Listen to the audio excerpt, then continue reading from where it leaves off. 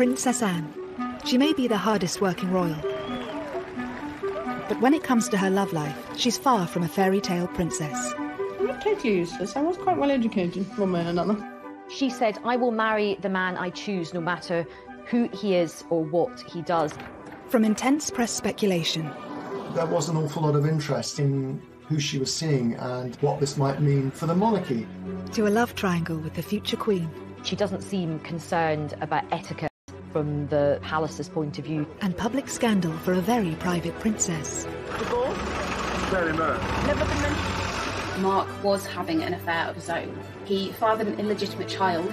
Tonight, royal experts and insiders reveal how Anne's 7 love affairs show us what she's really like. In many ways, Anne was a trailblazer. Why did she choose these men? By his account, she was lonely, and he provided that companionship. And despite lies, affairs and divorce, I have no comment to make on the news at all. how has Anne managed to keep her royal reputation intact? She is very shrewd. She knows how to keep information away from the press. Scandal, controversy, and romance. These are the loves of Anne's life.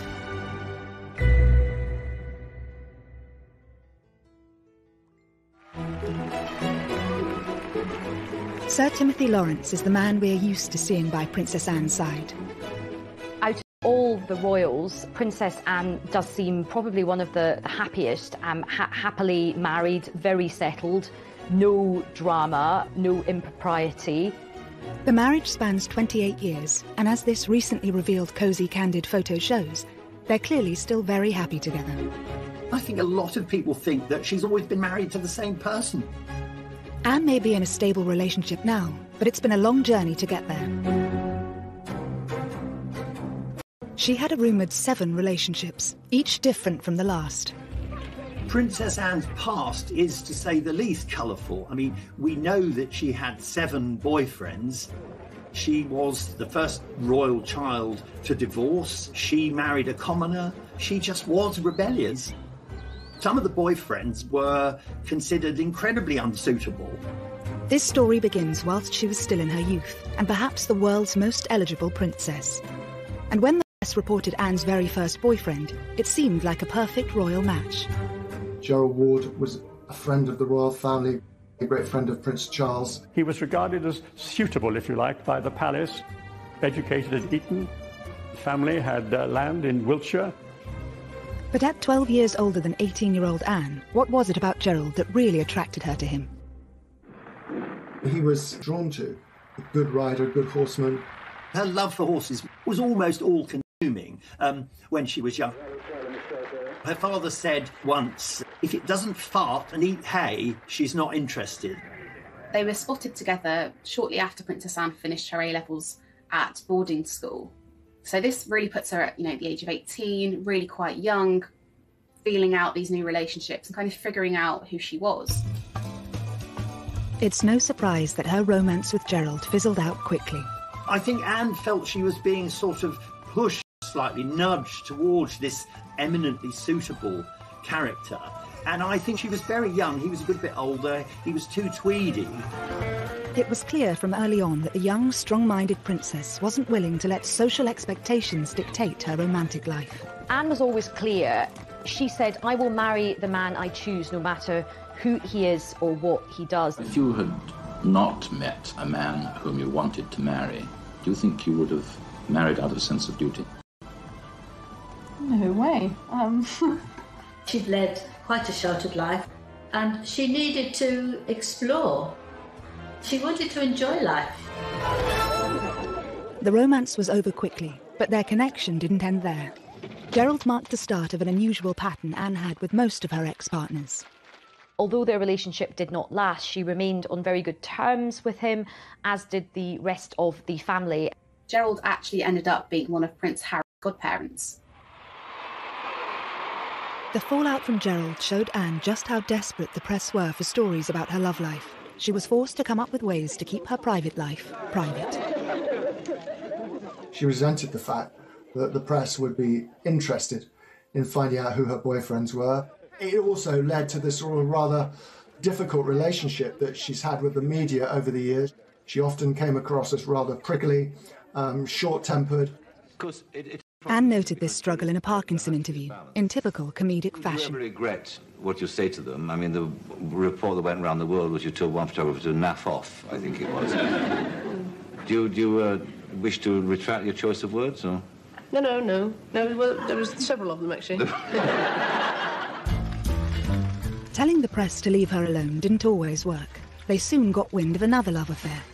As quickly as Anne had shrugged off Gerald Ward, she picked up boyfriend number 2, who, unlike Gerald, was certainly not a conventional royal escort.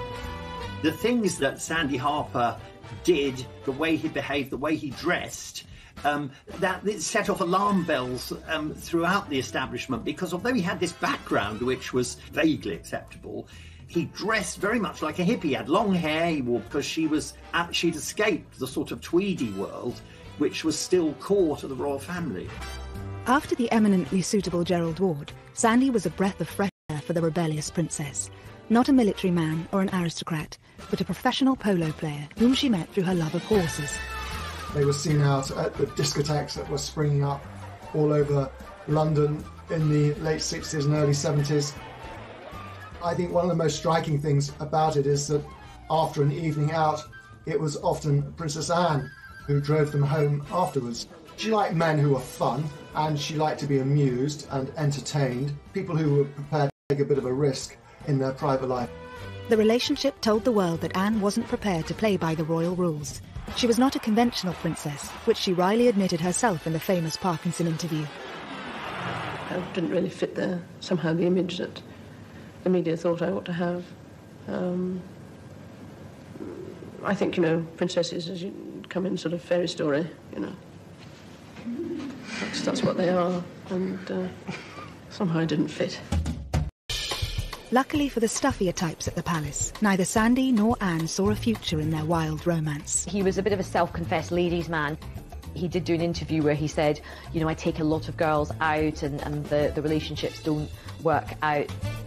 I think probably that was the most exciting time of her life, in a way, but she knew it couldn't last. So she knew it was almost like she was being allowed to play for a while before the serious business of being a grown-up royal had to begin. By age 20, speculation about Anne's love life was rife, and when rumoured boyfriend number 3 hit the headlines, it seemed Anne was open to becoming a grown-up royal. Richard Meade was another extremely accomplished horseman, and in fact one of our most decorated Olympians. His love of horses, that rivalled even hers, seems to have been a huge attraction for Anne. But unlike Sandy before him, Richard also had an understanding of her royal life.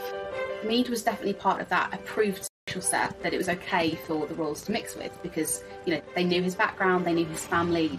He was also quite discreet, which is obviously something that the royals really take quite seriously. And she really wouldn't have been interested in someone that fawned over her and her royal status. But I think for her, the main thing would have been someone that could deal with her no-nonsense attitude. Richard seemed to be the favourite for the princess's hand.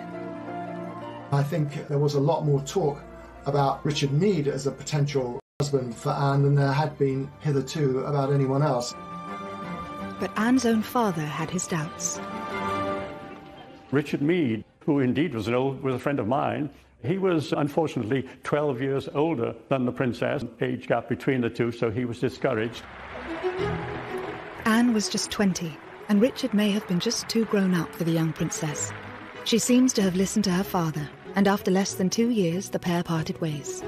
She was in no great hurry. Times had changed. She was not under pressure to marry. She didn't have to produce an heir to the throne. It gave her a degree of freedom that I'd rather never really had to enjoy. And she was determined to enjoy it. And if that meant dating 1, 2, 3, 4, 5 men before she married, then so be it. Richard Meade, he became quite a close friend. They could go on horse events together, and his children became very friendly with Prince William and Prince Harry. So she wasn't spiteful, she wasn't bitter. Next, Anne's most risky romance has been under wraps for years, involving a complicated love quadrangle. He would have been a complete no-no for the royal family.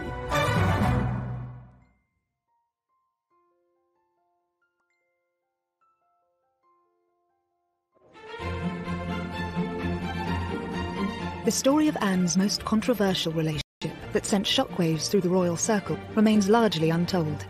By age 20, Anne had met rumoured boyfriend number 4.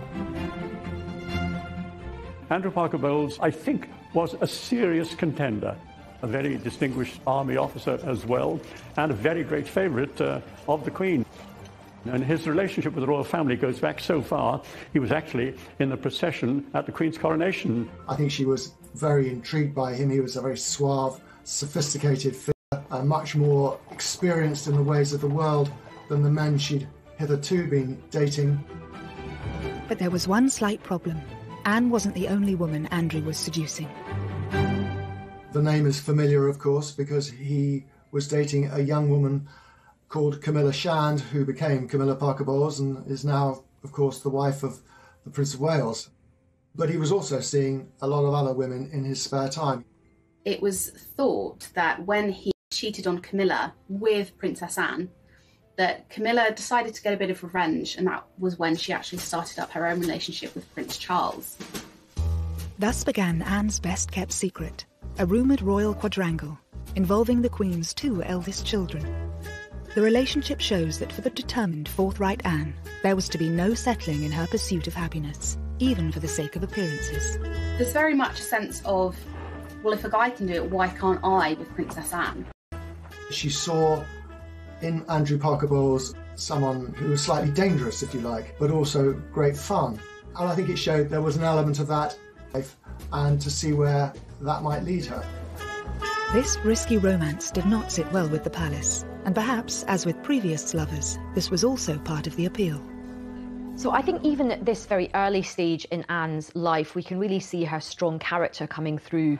She doesn't seem concerned about etiquette from the palace's point of view. She's quite interested in men who are a bit different, who have got a little bit of a reputation. He would have been a complete no-no for the royal family. Apart from the promiscuity, the big issue with Andrew Parker Bowles was that he was a Catholic. This is one detail that Anne would have to consider. For the pair to marry, Anne would likely have to withdraw from the line of succession. Princess Anne was never going to try and break that particular rule, but that worked in her favour in a sense because she wanted to have fun without the pressure to turn that fun into a sort of formal relationship or even marriage. As scandalous as the relationship may have been, once again, the notoriously private princess miraculously kept it under wraps from the public. When she and Charles would go to breakfast, they would voraciously scan the paper for any of the little tidbits that the papers had published about them. They wanted to know what they'd figured out. You know, had that relationship been kept secret? I think this revelation really has come about because of the Netflix show, The Crown. And I think a lot of people were quite shocked. I think a lot of people had to check on Google if this was actually true. How do you know all this? Because I was briefly caught up in it myself. Wait a minute. When? Then, in the past, it doesn't matter. It was all very straightforward. He got what he wanted, which was to make Camilla jealous. I got what I wanted, which was a bit of fun. Fun? Yes, sorry, Mummy, it was. The private conversations can still only be imagined, but the story of this extraordinary relationship was a revelation to most. She really was besotted with Andrew Parker Bowles. I think after a couple of years of Anne really chasing him, she realised that, you know, he was only really going to make her unhappy. The press were getting more interested, and of course the long shadow cast by his Catholicism and his promiscuity. It's understood when Andrew was posted to Germany, it firmly put an end to things. But despite their complicated past, Anne has kept this ex especially close. Andrew is a godfather to Zara. He's remained a firm friend of Princess Anne's for the best part of 50 years. So, no, I don't think there was any ill will on Anne's part towards his marriage for Camilla. After the dangerous liaison with Andrew, Anne once again sought out a quieter, less colourful partner, and again she chose one. He was a member of the Queen's Dragoons, of course, you know, another dashing cavalryman.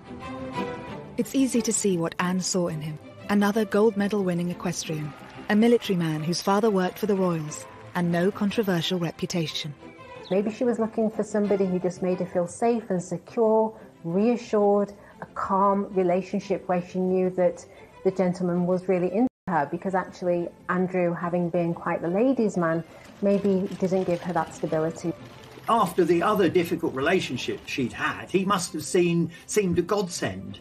They quickly hit it off, and then they were both at the 1972 Olympics. That's where the relationship really blossomed.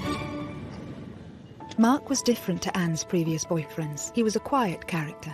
Because we know she's very much like her father, who is quite a controlling character, Mark must have seemed a big improvement on people like Gerald Ward. The relationship would have been the man in the driving seat. With Mark, it was different. He was quite shy. Royal biographer Brian Hoey has first-hand experience having met and interviewed Mark and Anne. The princess took control of the interview, and I've known him ever since, and he's a pretty good guy, and you get him talking privately, and he is very, very articulate, but he's not brilliant if you get him, speaking publicly in television. When you were a teenager, did you have any idea of the sort of girl that you would like to marry? No, I didn't. I wasn't very clever with girls, I don't think, when I was a teenager. I definitely was a bit not very good. Not very successful, should I say. After the princess's previous boyfriends, who enjoyed the limelight and matched her strength, Mark seemed happy for Anne to take the lead. His background was very different to her. He was a commoner, he was the son of a sausage maker. He didn't really have the airs and graces of somebody who had grown up around royal circles, that confidence. Anne appeared to welcome this break from her usual aristocratic type. The new romance was quickly blossoming and, of course, instantly captured the attention of the world's media. Princess Anne was terrified. I don't think that's putting it too strongly, that her relationship with Mark Phillips would be discovered, would be exposed, would be written about in detail. And I think the reason for that was that she knew that he was the one. To avoid being discovered, she even admitted to hiding in Mark's horse box with her typically dry humour. It was an enjoyable experience being in a horse box, man. Well, I've been a much better driver of horses than ever since. You have. It's a consideration. She was always quite happy to lie. Strain keeping it secret and indeed keeping it away from people like ourselves. I think it has, yes, it became rather a strain in the end. But the press finally got their story. The long months of rumour, speculation and denial were over. The Easter engagement was now public knowledge. Mark Phillips was the man who had finally tied down the Queen's only daughter. The royal family were thrilled at the engagement, so much so that the Queen Mother said that they were the perfect couple. 6 months later, on the 14th of November 1973, Anne became the first of Queen Elizabeth's 4 children to wed. The moment we've all been waiting for, and how lovely she looks. It was a spectacular at Westminster Abbey. These pre-internet days, still something like 500 million people plus watched the wedding. So inevitably it started off with enormous enthusiasm. They faced this great aisle in the congregation. And all eyes were upon this couple. Both Anne and Mark were hugely private, but they instantly became one of the world's most famous couples. He was beginning a public life which he hadn't really countenanced for himself. But he sort of reconciled himself to the fact that he was marrying a woman he loved and he would just have to make the best of it. Such was their desire for privacy and normality. When Mark was offered an earldom from the Queen, he turned it down, as the newlyweds wanted their children to be freed from royal constraints. Early married life appeared idyllic from the outside. The Queen, as a wedding present, had given Anne Gatcombe Park, this magnificent house in Gloucestershire. I saw quite a lot of Anne and Mark during their early days of marriage. I thought they were perfectly suited. Apart from being a loving couple, they were good friends. Anne continued her riding career alongside her royal duties. 4 years after the wedding, their first child, Peter, was welcomed into the family. But within a couple of years of Peter's birth, cracks were already beginning to show in the marriage. Both of them had left the world of show drama and she wanted to devote herself to royal duties. I think they were very much in love, but he was in love with Anne, who was a horsewoman who shared his passion for riding. I don't really think he gave much thought to the other side of Princess Anne, someone who had a full public life as a royal princess and where that meant he was going to fit in. Mark's ability to look past Anne's royal status seemed to have been an appeal for them both, but he now faced the reality of her role. Mark openly described public appearances with Anne as pure torture. He quickly absented himself from that. He didn't really want to become Anne's +1 on all her trips. It wasn't long before the clearly uneasy balance of power seemed to have caused a divide in the relationship. Perhaps when they got together they were a better match, and as time went on and Anne grew in confidence and involved, perhaps she just outgrew him. I think after time, Mark wasn't really accepted by the rest of the family. They thought he was rather dull and he could only talk about horses. Rather cruelly, it's said that Prince Charles used to call him foggy, in the sense that he was a bit wet and a bit thick. Soon the strains in the relationship would become impossible to hide. And as they say, one thing led to another. And he said that they began an affair.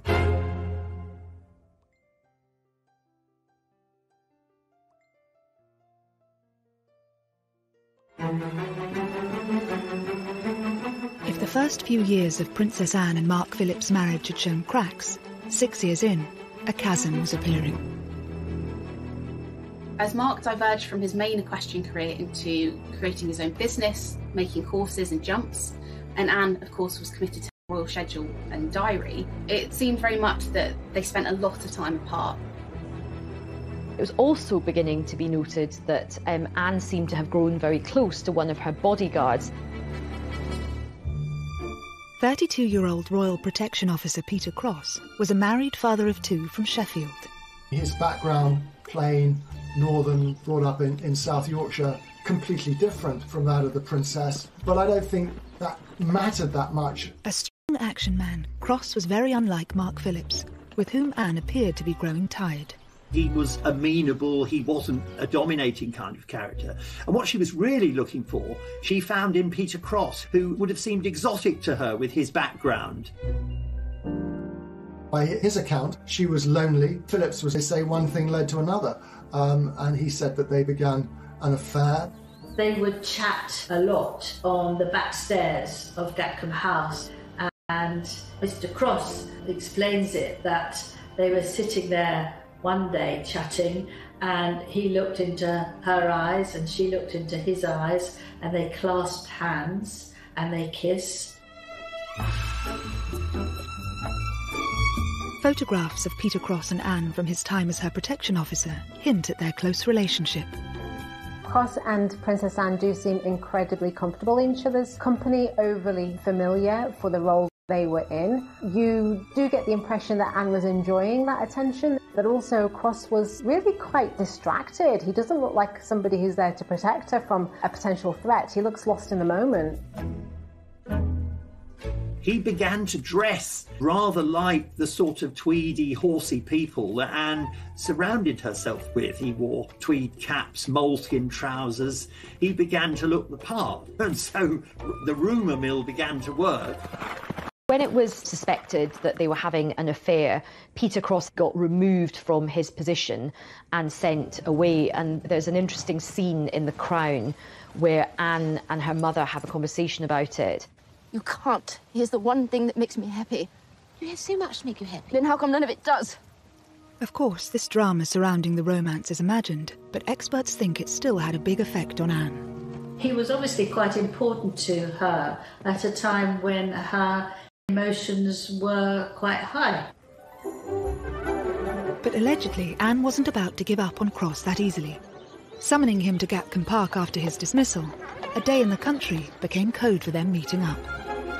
It is said that they still met from time to time, and that Anne had a code word so that people wouldn't know it was her when she was telephoning, and if she would say it was Mrs. Wallace.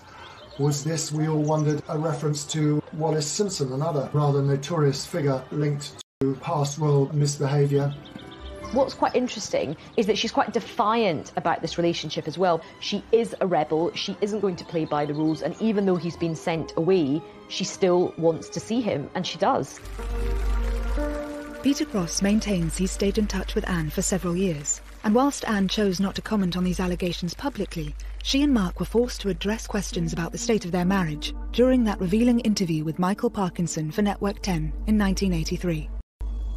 When Parkinson asks about the rumours, you see Princess Anne flinch ever so slightly. That suggests that she was afraid of what's coming.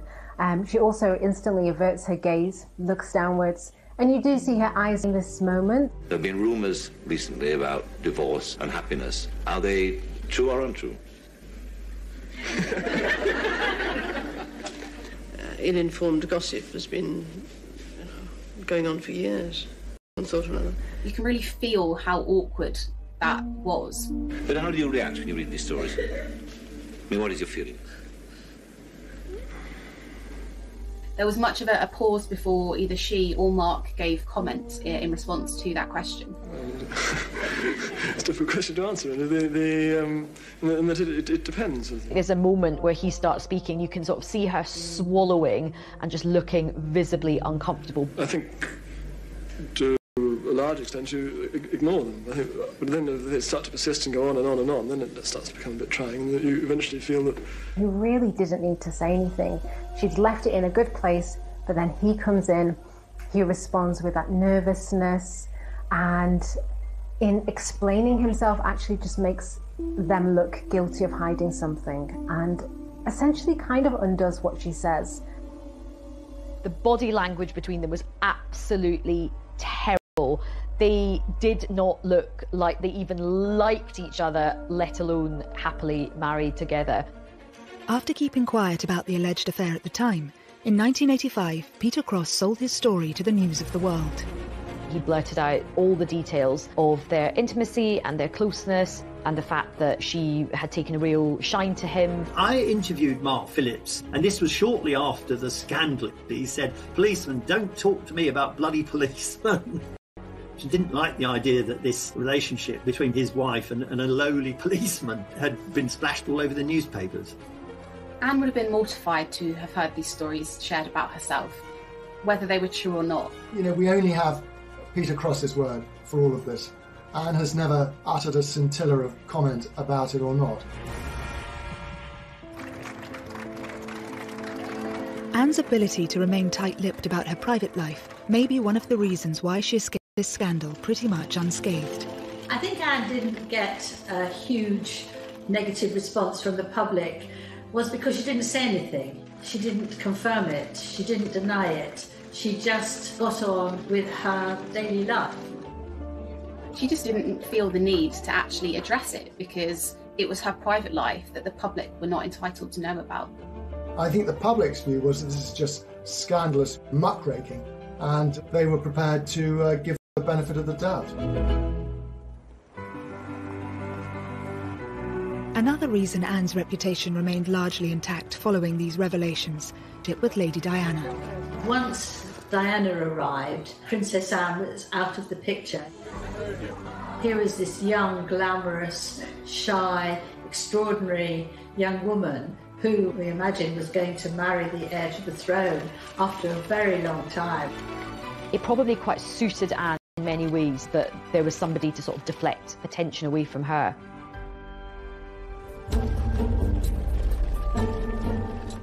Rumours may have circulated about Anne during her marriage, but husband Mark Phillips was far from the innocent party. Mark was linked to a number of women throughout the course of his marriage. All of these affairs were denied, but nonetheless he was followed round by these rumours for a large part of his marriage. Mark Phillips was leading a fairly, how should I put it, rackety life. He was going off around the world. He had all sorts of opportunities to misbehave. But one liaison which took place in New Zealand in 1984 was to become especially significant. Mark Phillips had an affair with an art teacher called Heather Tonkin in Auckland, and he met her at a riding clinic and took a shine to her, and they had a one-night stand. It is said that Mark Phillips left his boots outside his door to signal to Heather Tonkin which room he was staying in. This fling had serious consequences. Heather had fallen pregnant with Mark Phillips' secret love child. He tried to persuade her to have an abortion, which she wouldn't have. and then he denied that he was the daughter's father. It really was a huge potential scandal that the princess's husband had got this child on the other side of the world. But it would be another 7 years before this news broke. The Daily Express revealed home footage of Heather with their daughter appearing a world away from her royal relatives. First, a 1989 theft exposing another secret would push the marriage even closer to breaking point.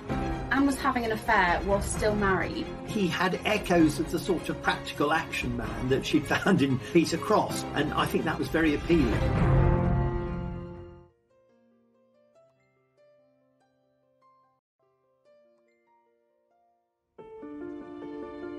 By 1989, Princess Anne's 16-year marriage to Captain Mark Phillips had been dogged by rumours of numerous infidelities on both sides, and the couple were now rarely seen in public together. Although still married, they were leading completely separate lives by then. Now a theft at Windsor Castle was about to spell the end of the marriage once and for all. But it would also allow Anne to finally settle with a man who'd make her truly happy. In 1989, a set of letters were actually handed to the Sun newspaper. Actually, wouldn't publish their contents. Instead, they passed the letters on to Scotland Yard, and an investigation was launched to figure out exactly how these letters had been taken. The Sun might not have published the letters, but they still got their story. Although the Sun newspaper hadn't published the content of the letters, it was known that they were affectionate. They used terms like darling, so it would have set tongues wagging that there was potentially something going on. With the rumour mill swirling, in a surprise move a week later, it was the palace who named the author of these letters. This is the man now known to have written the stolen letters to the Princess Royal, Commander Timothy Lawrence, equerry to the Queen. They issued a statement, but they denied that there was any inappropriate relationship. They were trying to suggest it was entirely innocent, but the Queen's daughter and the Queen's equerry, as a rule, don't tend to exchange letters. 34-year-old Tim Lawrence had joined the royal household from the Navy in 1986. At the 7th attempt, Anne had chosen a man who could be strong, but also knew how to allow a princess her space. His job as equerry was to accompany the Queen on her official engagements, and on unofficial engagements to sort of make himself useful in the background. I mean, one of his great skills apparently is mixing a very good martini. And what's interesting is that he got this role coming from, quite a humble background. Here's a man who was born in Camberwell, didn't go to one of the great public schools, wasn't linked to the royal family at all, and certainly wasn't part of the horsey world. Tim really couldn't care less about horses, which of course was something that we've seen in many of Princess Anne's relationships, that they were all equestrians.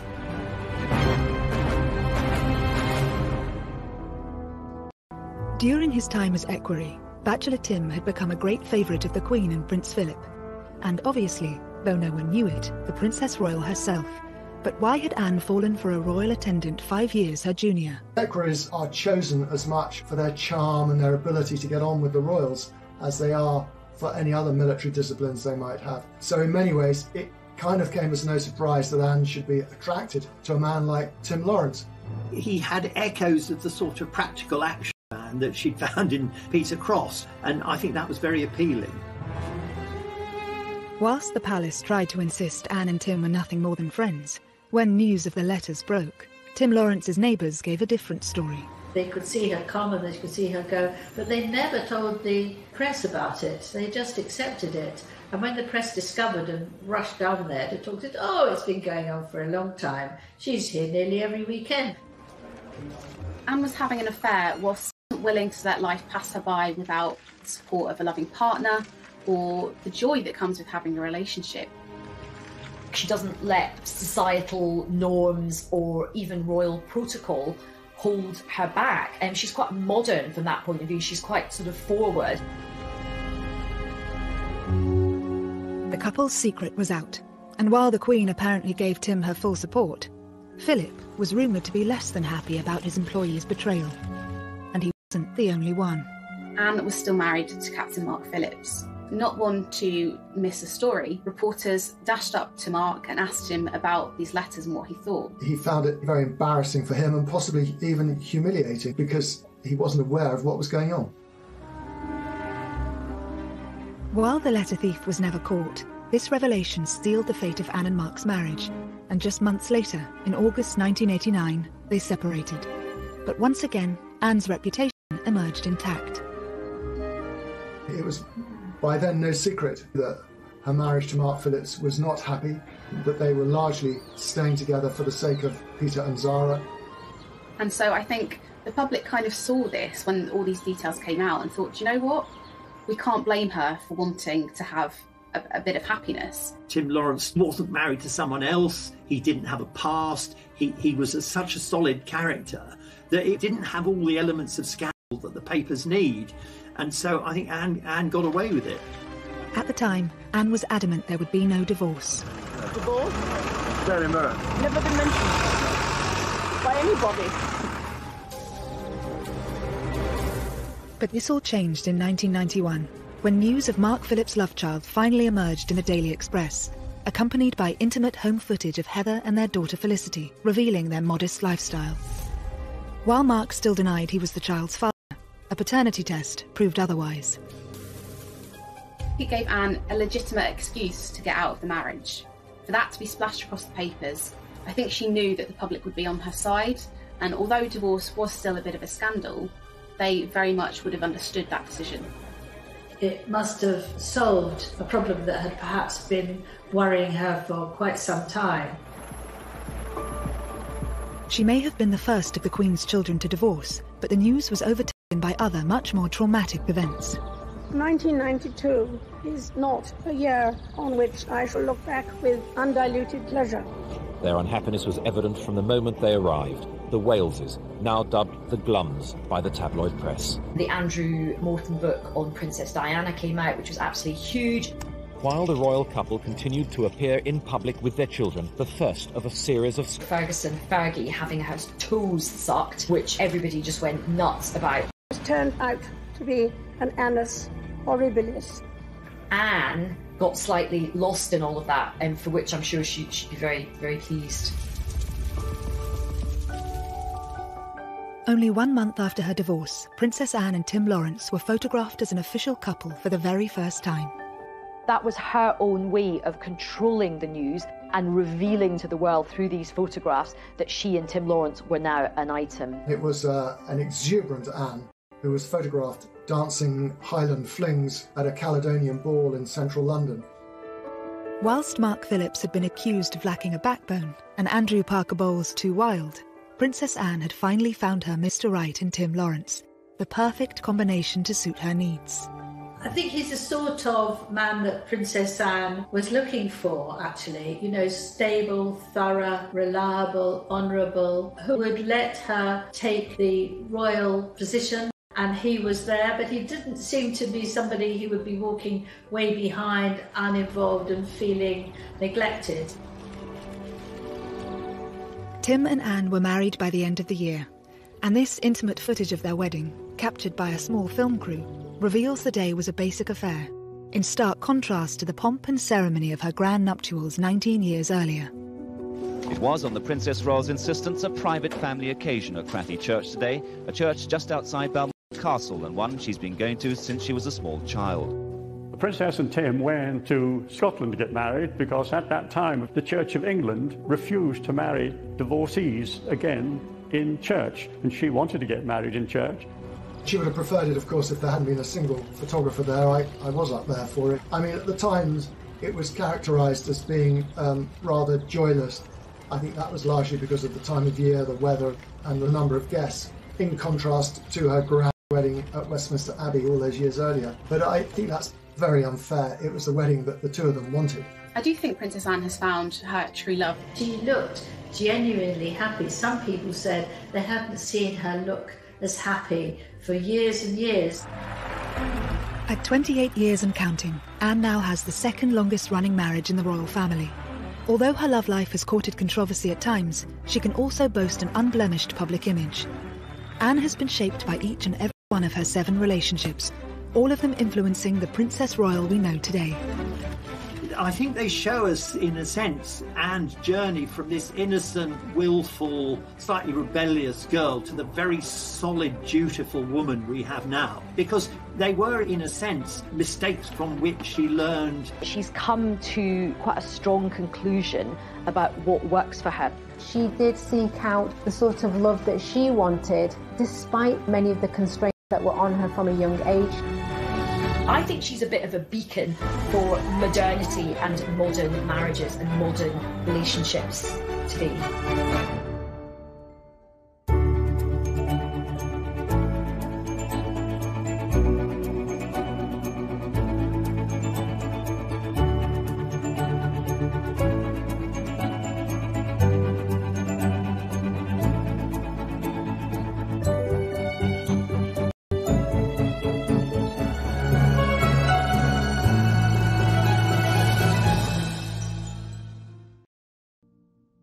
Rumour, speculation and denial were over.